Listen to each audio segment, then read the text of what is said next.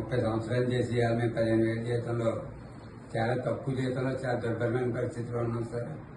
ఒకసారి ప్రైవేట్ కంపెనీలో పనిచేసే వాళ్ళు కూడా ఇవాళ 30,000 జీతం తీసుకున్నారు సార్. మా కుటుంబ పరిస్థితులు మా యొక్క ఈ జీతం బడ్జెట్తో బతకడం చాలా ఇబ్బందికరమైన పరిస్థితి ఉంది. ఇంటి ఖర్చులు, ఇవాళ కిరాణాలు, రేషను, తర్వాత current bill, gas bund, phone bill అన్నీ కలిపి అలా మినిమం ఒక సామాన్య కుటుంబం 35,000 జీతం ఉంటేనే బతకలేని దౌర్భాగ్యమైన స్థితిలో ఉన్నారు సార్. అదొకటి. ఈ రోజు చేరినోడికి కూడా అదే జీతం, 30 సంవత్సరాలు చేరినోడికి కూడా అదే జీతం. దీంట్లో ప్రయారిటీ ఒక రేషనలైజేషన్ అని ఒక విధానం, ఒక స్పష్టమైన విధానం లేకుండా, వ్యత్యాసం అనేది లేకుండా 30 సంవత్సరాలు ఉన్నవాడికి కూడా అదే జీతం అంటే చాలా దౌర్భాగ్యం పరిస్థితి సార్.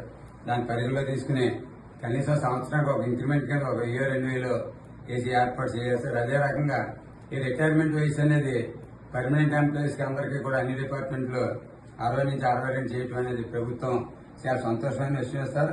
అదేవిధంగా ఇవాళ సామాన్య బతుకు జీవితం, దుర్భరమైన జీవితాన్ని ఇస్తున్న అవుట్ సోర్సింగ్ ఉద్యోగులు ఇవాళ రాష్ట్రం మొత్తం మీద మేము పరిశీలిస్తే ఈ 60 రిటైర్మెంట్లు వెళ్ళిపోయి ఏమీ చేయలేని దౌర్భాగ్య పరిస్థితిలో ఇంటికాడ చాలా అల్లాడిపోయిన జీవితాలు ఈ రోజు మా కళ్ళకు కనపడుతున్నాయి సార్. అటువంటి కుటుంబాలని కొన్ని రోజులైనా ఎవరికి సాగనంపడం కోసం 62 ఇవ్వటం అనేది మీరు ప్రభుత్వం దృష్టికి తీసుకురావాల్సిన అవసరం ఎంతైనా ఉంది సార్.